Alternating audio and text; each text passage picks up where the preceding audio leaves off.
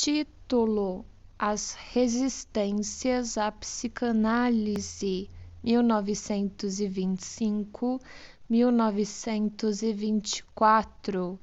Iniciaremos pela nota do editor inglês.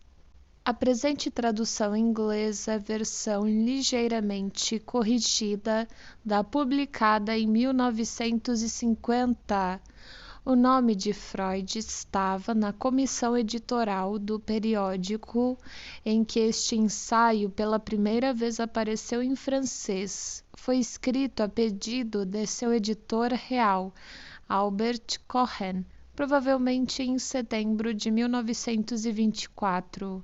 O original alemão apareceu quase simultaneamente em Imago e no Almanac, 1926, publicado em setembro de 1925, aproximadamente 6 meses após a publicação em francês. Agora, iniciaremos o texto.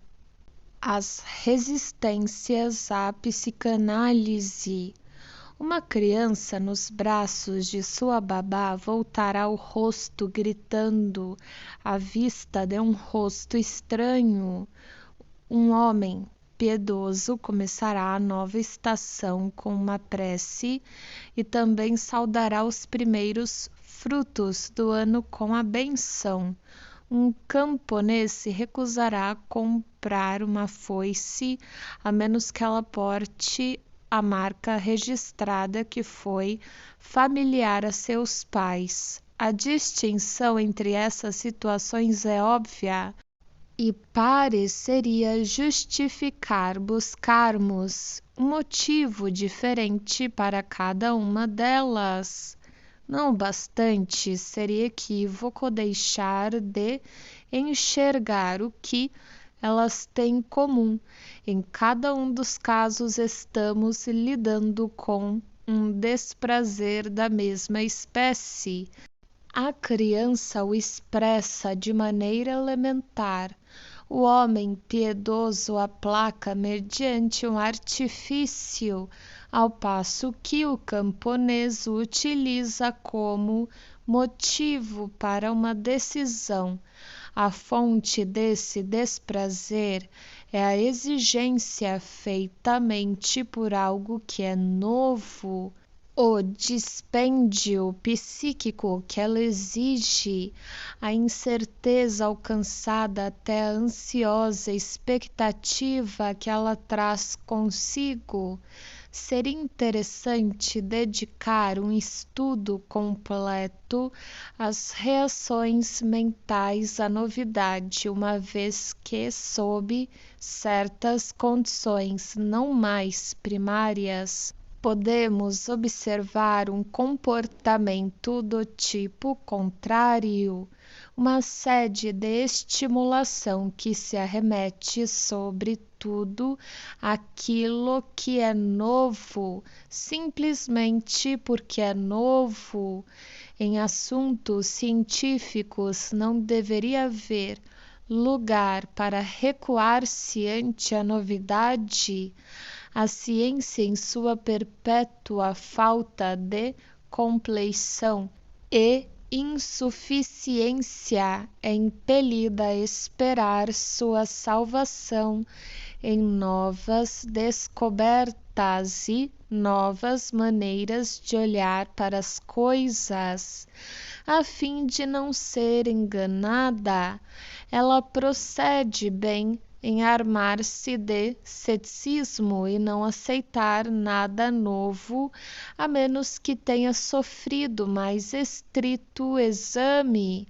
Às vezes, porém, esse ceticismo apresenta dois aspectos inesperados. Ele pode dirigir-se nitidamente contra o que é novo, enquanto poupa o que é familiar e aceito, e pode contentar-se com rejeitar as coisas antes de tê-las examinando.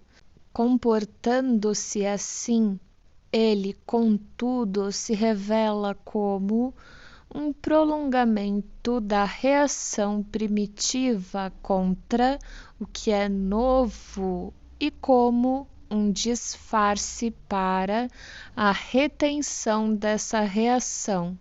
É do conhecimento comum com quanta frequência na história da pesquisa científica aconteceu que inovações tenham defrontado com resistência intensa e obstinada, ao passo que eventos subsequentes demonstraram que a resistência era injustificada e a novidade valiosa e importante. O que provocou a resistência foram, via de regra, certos fatores no assunto geral da novidade, ao mesmo tempo que, por outro lado, diversos fatores devem ter se combinado para tornar possível a irrupção da reação primitiva, uma recepção particularmente desfavorável foi concedida à psicanálise, que o presente autor começou a desenvolver aproximadamente há 30 anos atrás, a partir das descobertas de Joseph Breuer de Viena sobre a origem dos sintomas neuróticos. Não se pode discutir que ela possuía a qualidade de novidade, embora fizesse uso de muito material bem conhecido de outras fontes, inteiramente à parte das descobertas de Breuer, tais como as lições oriundas dos ensinamentos de Charcot, o grande neuropatologista, e impressões derivadas da esfera dos fenômenos hipnóticos. Sua significação original foi puramente terapêutica, visava criar um método novo e eficiente para tratar doenças neuróticas, vinculações que não podiam ser previstas no começo, fizeram, porém, com que a psicanálise se ampliasse para muito além de seu objetivo original. Ela terminou por reivindicar ter estabelecido nossa completa visão da vida mental sobre nova base e, portanto, ser de importância para todo o campo do conhecimento que se funde na psicologia. Após uma década de completa negligência, ela de repente se tornou tema de interesse geral e desencadeou uma tempestade de oposição indignada. As formas pelas quais a resistência à psicanálise encontrou expressão não necessitam ser consideradas agora. Basta dizer que a luta sobre essa inovação de modo algum está no fim, embora já seja possível perceber a direção que assumirá. Seus oponentes não conseguiram suprimir o movimento. A psicanálise, da qual há 20 anos atrás eu era o único porta-voz, atraiu desde então o apoio de numerosos assistentes valiosos e ativos, tanto médicos como não médicos, que a utilizam como um procedimento para o tratamento das doenças nervosas, como um método de pesquisa psicológica e como um instrumento auxiliar para o trabalho científico nos mais variados setores da vida intelectual. Nas páginas seguintes, nosso interesse será orientado apenas para os motivos da resistência à psicanálise, dando ênfase específica ao caráter composto dessa resistência e na variada soma de valor aportada por seus componentes. Do ponto de vista clínico, as neuroses devem necessariamente ser situadas ao lado das intoxicações e de distúrbios tais como a doença de Graves. Trata-se de estados oriundos de um excesso ou falta relativa de certas substâncias altamente ativas, quer produzidas no interior do corpo, quer nele introduzidas de fora. Em suma, são distúrbios da química do corpo, estados tóxicos. Se alguém conseguisse isolar e demonstrar a substância ou as substâncias hipotéticas relacionadas às neuroses, não teria necessidade de se preocupar com oposição por parte da profissão médica. Presentemente, porém, não está aberta uma semelhante via de abordagem ao problema. No momento, só podemos partir dos sintomas apresentados por uma neurose.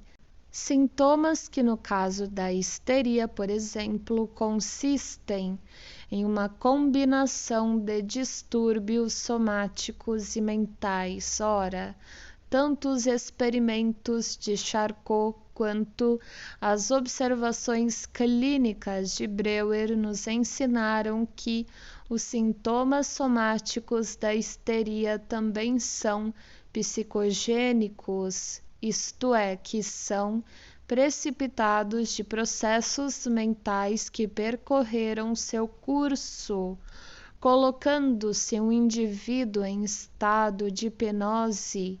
Foi possível produzir artificialmente à vontade os sintomas somáticos da histeria. A psicanálise apoderou-se dessa nova compreensão e começou a considerar o problema da natureza dos processos psíquicos que conduziam a essas consequências inusitadas. A direção assumida por essa investigação não encontrou, porém, a simpatia da geração contemporânea de médicos. Eles haviam sido ensinados a respeitar apenas fatores anatômicos, físicos e químicos. Não estavam preparados para levar fatores psíquicos em consideração e, portanto, enfrentaram-nos com indiferença ou antipatia. Obviamente, tinham dúvidas de que eventos psíquicos permitissem algum tratamento científico exato. Qualquer que fosse esse tratamento, como uma reação excessiva contra uma fase anterior durante a qual a medicina fora dominada pelo que foi conhecido por filosofia da natureza. encaravam abstrações como aquelas com que a psicologia está obrigada a trabalhar, como nebulosas, fantásticas e místicas, ao passo que simplesmente se recusavam a acreditar em fenômenos notáveis que poderiam ter sido o ponto de partida de pesquisas. Os sintomas das neuroses histéricas eram encarados como imposturas e os fenômenos do hipnotismo como embuste. Os próprios psiquiatras, cuja atenção estava sendo constantemente compelida para os mais inusitados e espantosos fenômenos mentais, não mostravam inclinação para examinar seus pormenores ou investigar suas vinculações. Contentavam-se com classificar o variado conjunto de sintomas e remetê-los até onde podiam a distúrbios etiológicos, somáticos, anatômicos ou químicos. Durante esse período materialista, ou melhor, mecanicista, a medicina realizou avanços formidáveis, embora também mostrasse uma compreensão míope dos mais importantes e difíceis problemas da vida. É fácil compreender porque os médicos, com uma atitude desse tipo para com a mente, não teriam simpatia pela psicanálise e levantariam dúvidas quanto à sua exigência de aprender muitas coisas novamente e vê-las a uma luz diferente. Em compensação, poder-se-ia supor que a nova teoria teria muito mais probabilidade de encontrar a boa acolhida dos filósofos, de vez que estes estavam habituados a situar conceitos abstratos ou, como diriam as línguas malévolas, palavras nebulosas no primeiro plano de suas explicações do universo, e seria impossível que objetassem a extensão da esfera da psicologia para a qual a psicanálise havia preparado o caminho. No entanto, aqui se ergueu um novo obstáculo: a ideia de filósofos sobre aquilo que é mental não era da psicanálise. A maioria esmagadora deles vê como mental apenas os fenômenos da consciência. Para eles, o mundo da consciência coincide com a esfera do que é mental. Tudo o mais que possa se realizar na mente, entidade tão difícil de apreender, é por eles relegado aos determinantes orgânicos de processos mentais ou a processos paralelos aos mentais, ou, falando com mais rigor, a mente não possui outros conteúdos senão os fenômenos da consciência, e, consequentemente, a psicologia, a ciência da mente, não tem outro tema geral. Ademais, a esse respeito, a opinião do leigo é a mesma. O que então um filósofo pode dizer perante uma teoria que, como a psicanálise assevera que, contrariamente àquilo que é mental em si próprio, inconsciente, que ser consciente constitui apenas uma qualidade capaz ou não de advir a um ato mental específico e cuja retirada talvez possa não alterar esse ato sob nenhum outro aspecto. Ele naturalmente dirá que algo tanto inconsciente como mental seria uma impossibilidade, um contradiction in adjecto, e deixará de observar que, efetuando esse julgamento, está meramente repetindo sua própria definição do que é mental, definição que talvez possa ser restrita demais. Para os filósofos é fácil sentir essa certeza, visto não possuírem familiaridade com material cuja investigação induziu os analistas a acreditar em atos mentais inconscientes. Os filósofos jamais levaram em consideração a hipnose, nem se preocuparam com a interpretação de sonhos, ao contrário, como fazem os médicos, encaram sonhos como produtos inexpressivos da atividade mental reduzida durante o sono.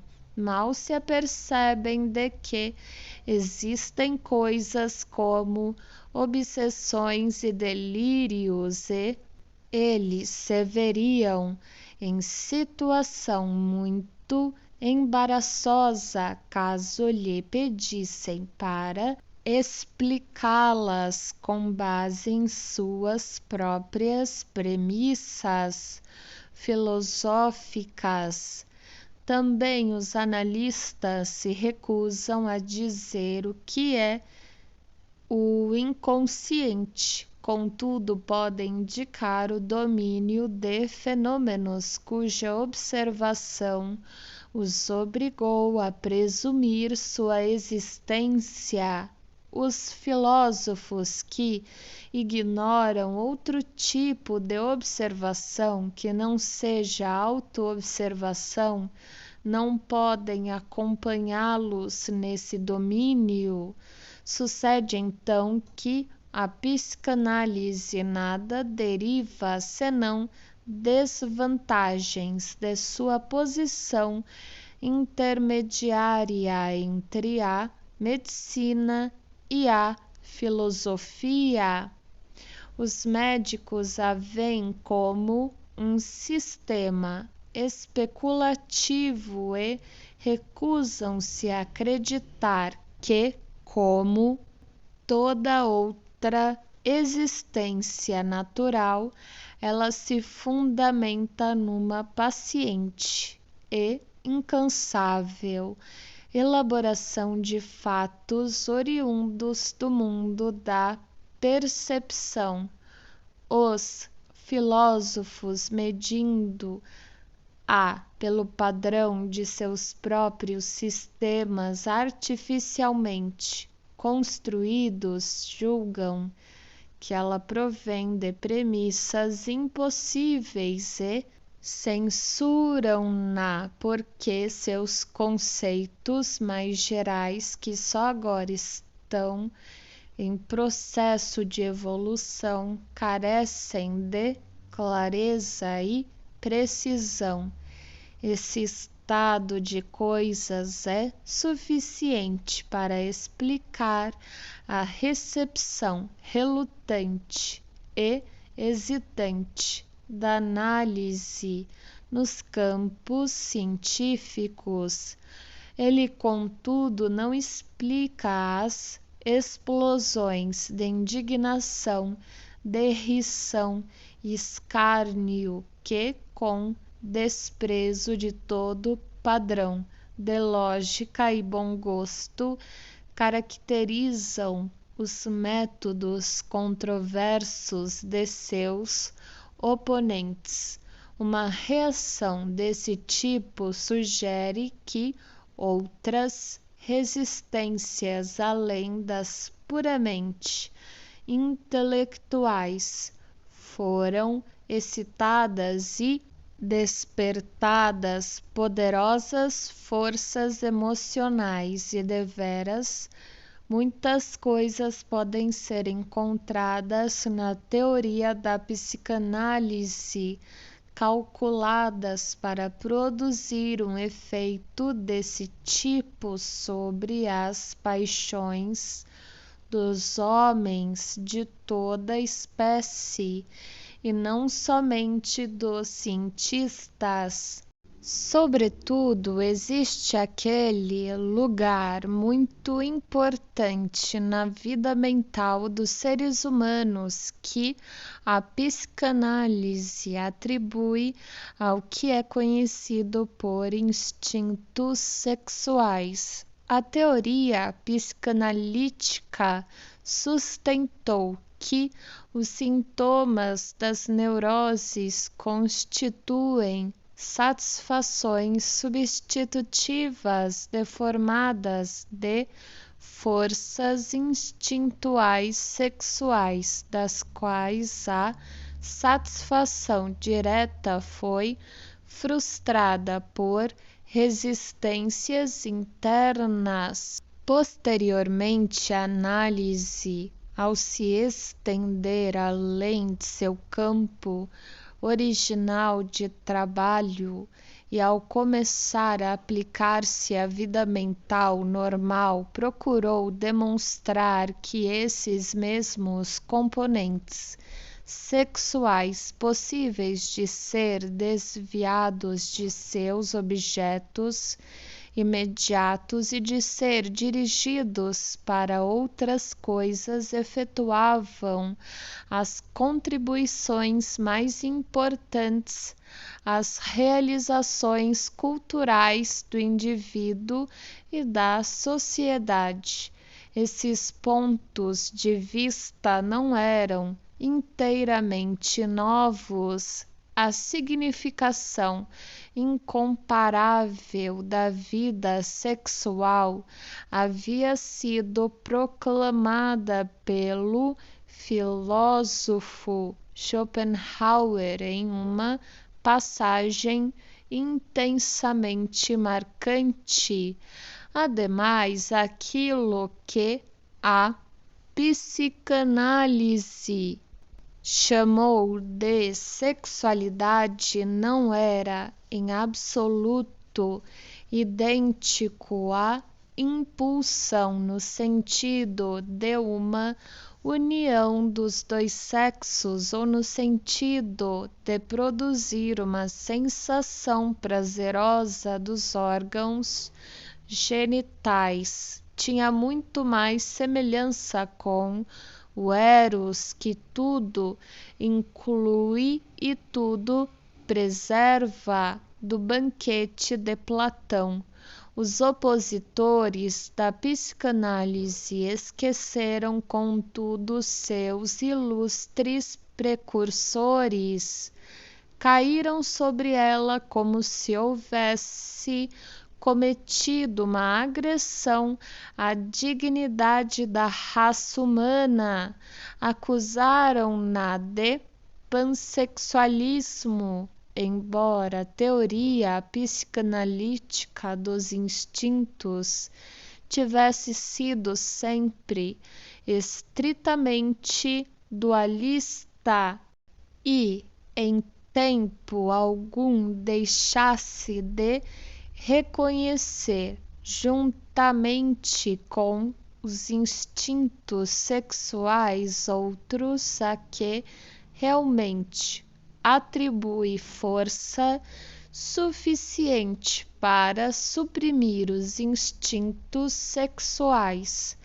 Essas forças mutuamente opostas foram inicialmente descritas como os instintos sexuais e os instintos do ego. Um desenvolvimento teórico posterior transformou-as em Eros e o instinto de morte ou destruição, a sugestão de que a arte, a religião e a ordem social em parte se originavam de uma contribuição dos instintos sexuais, foi representada pelos oponentes da análise como uma degradação dos mais elevados valores culturais. Enfaticamente declararam que o homem possui outros interesses ao lado desse eterno interesse do sexo,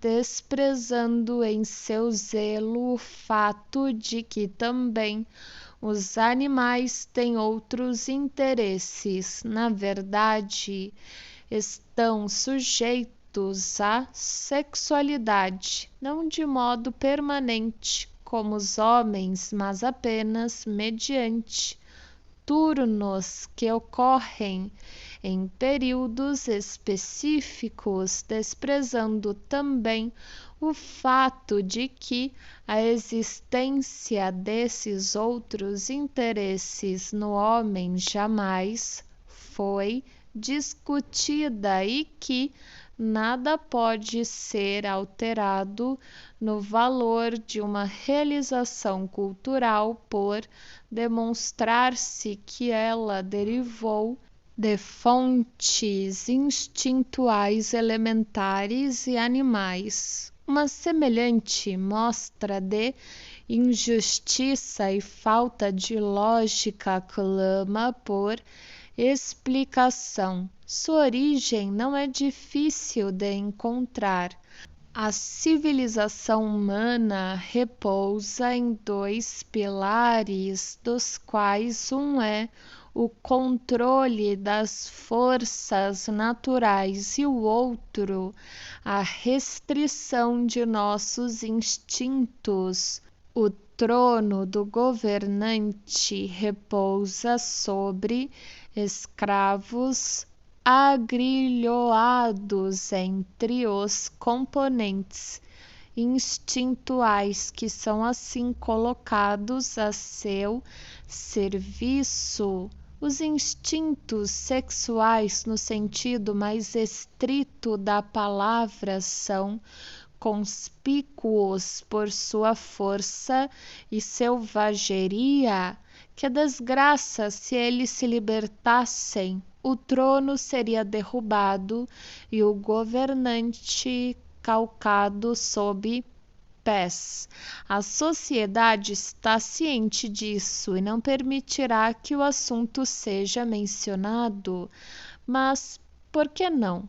Que prejuízo a discussão pode causar?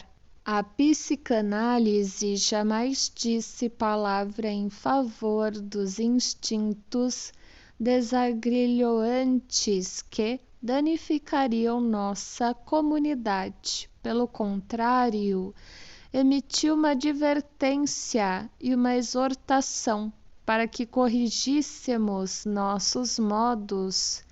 A sociedade, porém, se recusa a consentir em ventilar a questão, porque tem uma má consciência sob mais de um aspecto. Em primeiro lugar, ela estabeleceu um elevado ideal de moralidade, sendo essa restrição dos instintos.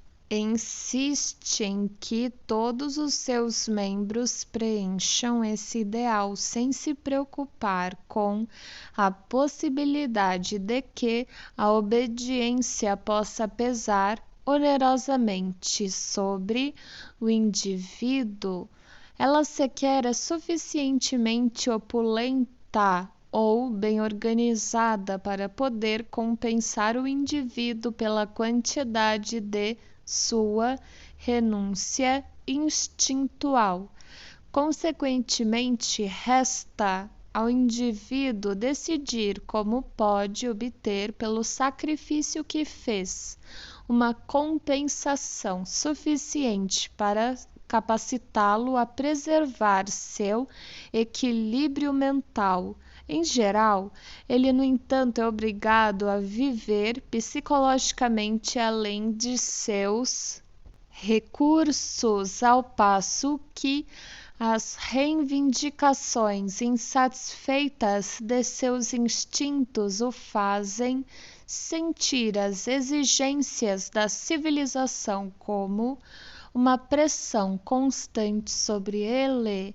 Assim, a sociedade sustenta uma condição de hipocrisia cultural fadada a ser acompanhada de um sentimento de insegurança e de uma necessidade de preservar aquilo que é uma situação inegavelmente precária, com proibir a crítica e a discussão. Essa linha de pensamento aplica-se a todos os impulsos instintuais, incluindo, portanto, os egoístas. A questão sobre ela aplicar-se ou não a todas as formas possíveis de civilização e não meramente aquelas que envolveram até agora, não pode ser debatida aqui, com referência aos instintos sexuais no sentido mais estrito. Há ainda o ponto de que, na maioria das pessoas, eles são insuficientemente domados, e isso de uma forma psicologicamente errada. Estão, portanto, mais aptos a desencadear-se do que os demais.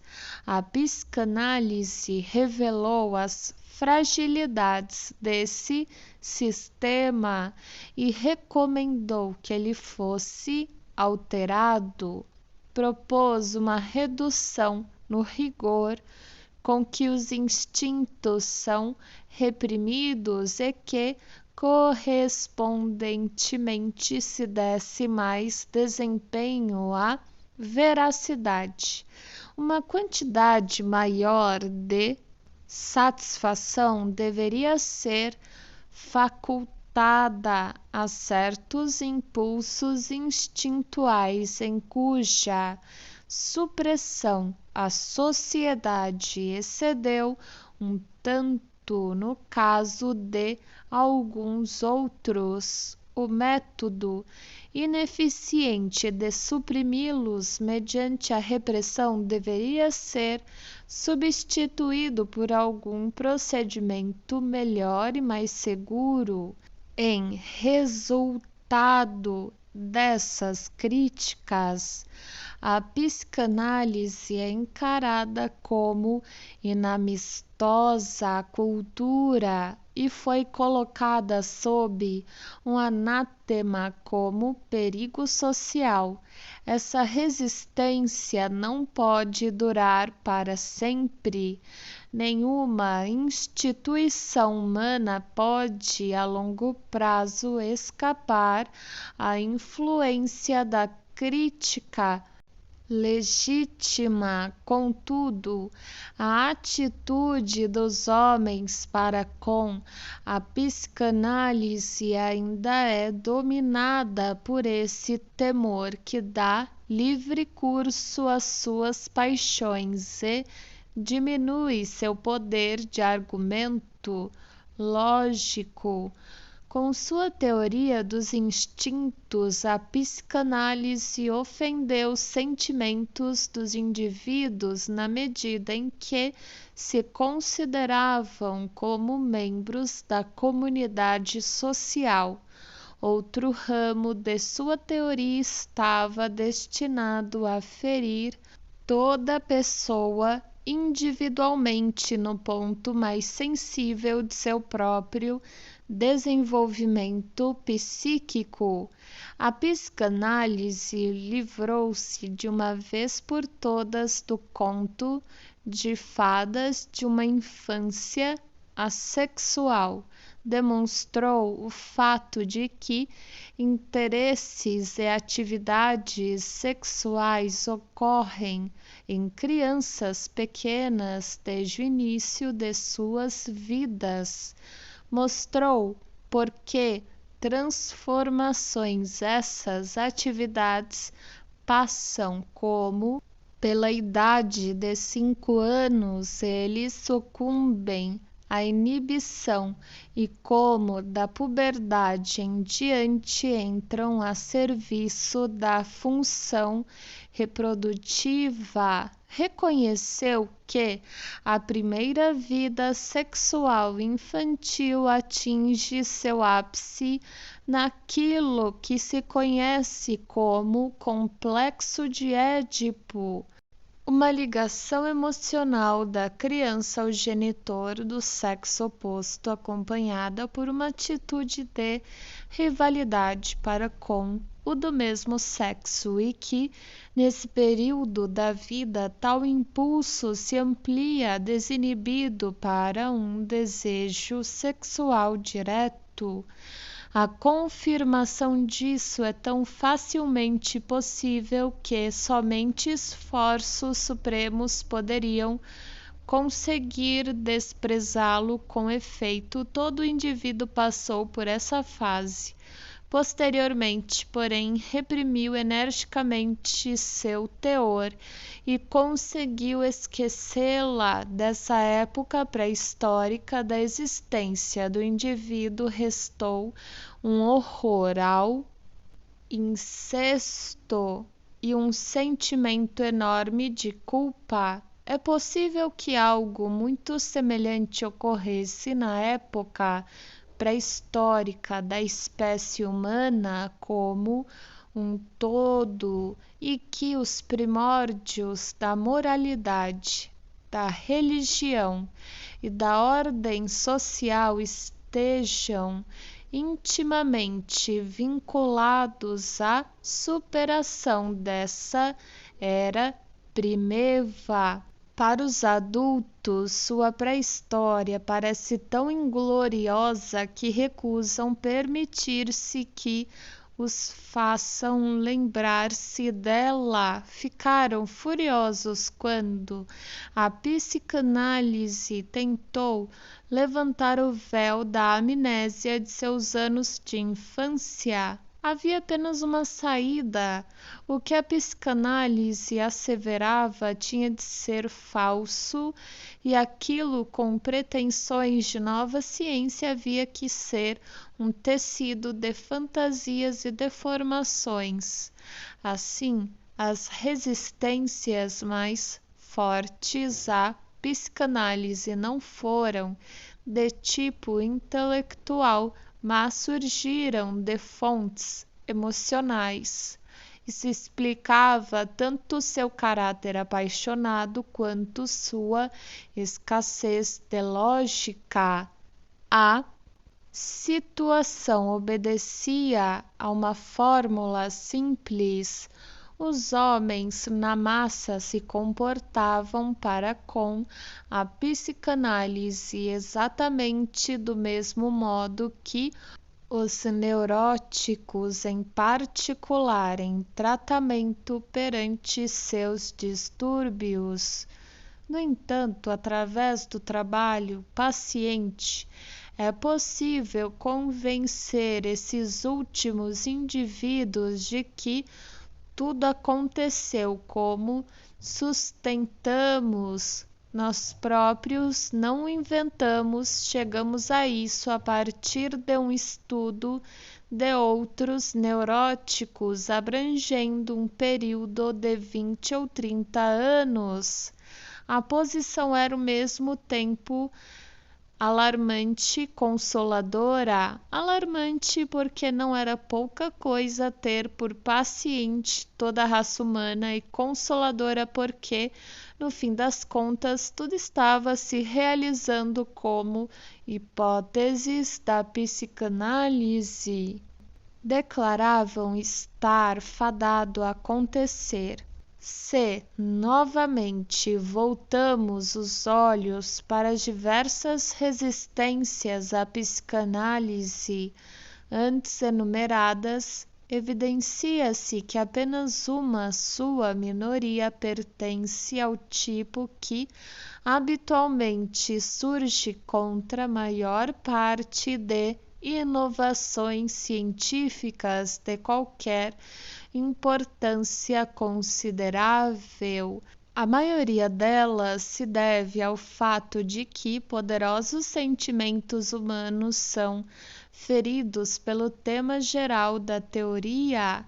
A teoria darwiniana de descendência defrontou-se com a mesma sorte, de vez que pôs abaixo a barreira arrogantemente erguida entre os homens e os animais.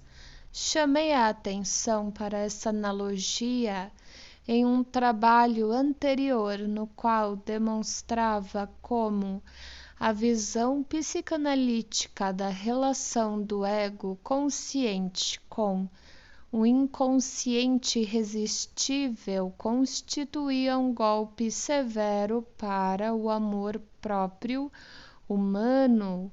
Descrevi-o como sendo golpe psicológico ao narcisismo dos homens e o comparei com o golpe biológico desfechado pela teoria da descendência e o golpe cosmológico mais antigo, a ele dirigido pela descoberta de Copérnico.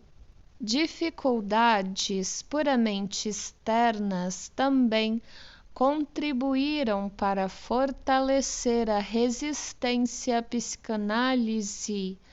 Não é fácil obter um juízo independente sobre questões envolvidas com a análise sem a termos experimentado ou praticado em outrem.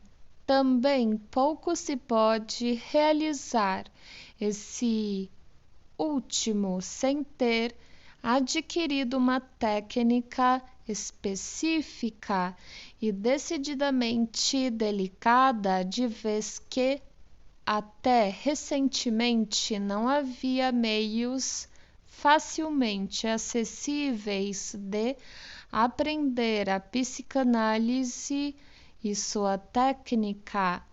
Essa situação foi agora melhorada com a fundação em 1920 da Clínica e Instituto de Formação Psicanalítica de Berlim, e pouco depois, em 1922, de um instituto exatamente similar em Viena. Finalmente, com toda reserva, pode-se levantar a questão de não ter sido possível que a personalidade do presente autor, como judeu que jamais procurou disfarçar o fato de ser judeu, concorresse em provocar a antipatia de seu meio ambiente para com a psicanálise. Um argumento dessa espécie a miúde não se enuncia em voz alta, infelizmente. Tornamo-nos tão desconfiados que não podemos deixar de pensar que esse fator pode não ter estado inteiramente sem defeito. Talvez sequer seja inteiramente um item do acaso que o primeiro advogado da psicanálise fosse um judeu. Professar crença nessa nova teoria exigia determinado grau de aptidão a aceitar uma situação de oposição solitária, situação com a qual ninguém está mais familiarizado do que um judeu.